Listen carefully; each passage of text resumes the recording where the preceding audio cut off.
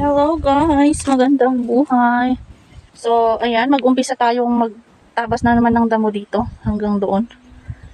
So, katatapos ko lang mag-harvest dito guys. Ayan. Tapos, nilagay ko lahat doon yung hinarvest natin. Tinakpan ko lang ng damo, dahon. Kasama nitong mga yan. Kasama nitong mga to guys. Ayan. So, ngayon, ito naman tatabasan natin. Tapos, after nating tabasan, i-harvest natin. Bale, ito yung luya guys, oh. Ayan.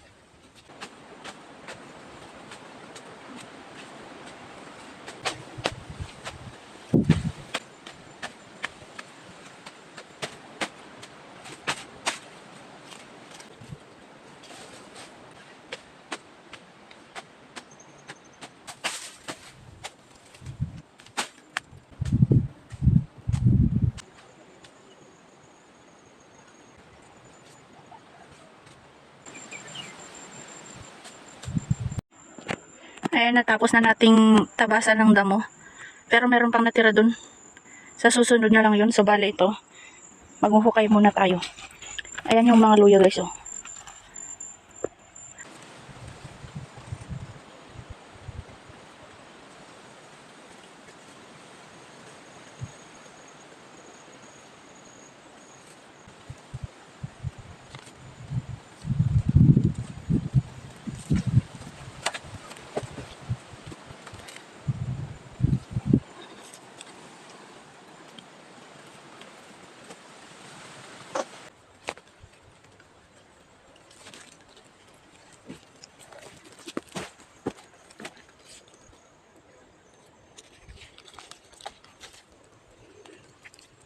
Ito guys ay big size.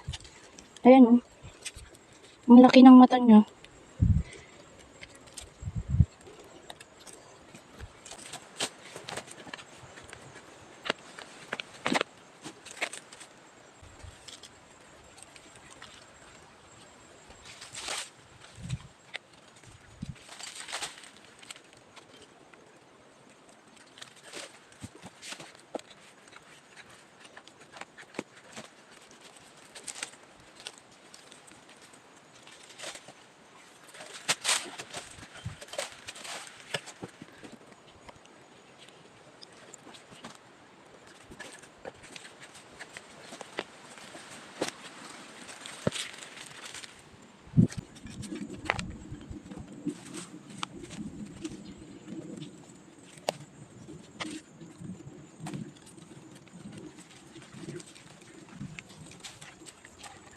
Laki ng mata guys, oh.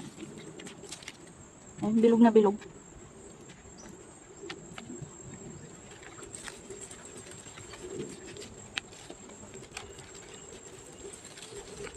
Nilalagay ko sa basket. Kasi para diretso na dun sa dun sa pinag-imbakan ko dun. Ayan, dito ko nilalagay. Bale, tinatakpan ko lang ng dahon. Pag ilalagay ko na yung nasa basket, tatanggalin ko ulit yung dahon para kasi masyadong mainit guys. Baka maluto yung ating luya. Ayan guys, oh. So, dyan ko muna iniimbak. Tapos bukas siguro, magtatanggal na ako ng tatanggalan ko na ng lupa yung mga yan. Ayan.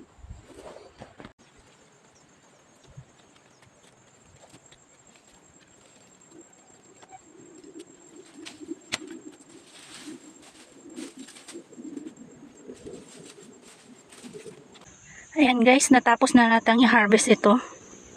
Hanggang dyan, pero meron pang natitira na konti dito. So, saka na lang natin ituloy yan. Bale, natapos ko na rin i-imbak lahat dito. Ayan. Hindi pa yan natatanggalan ng lupa guys. Bale, bukas pa lang natin tatanggalan ng lupa yung mga yan. Ayan.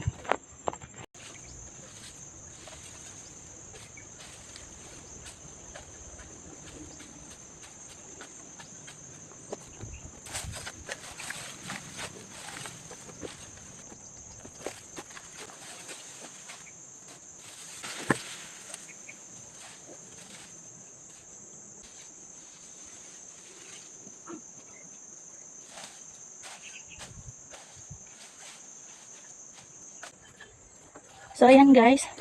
natapos na nating anuhan, tabunan ng damo. So hanggang dito na lang muna guys. Thank you very much sa panonood.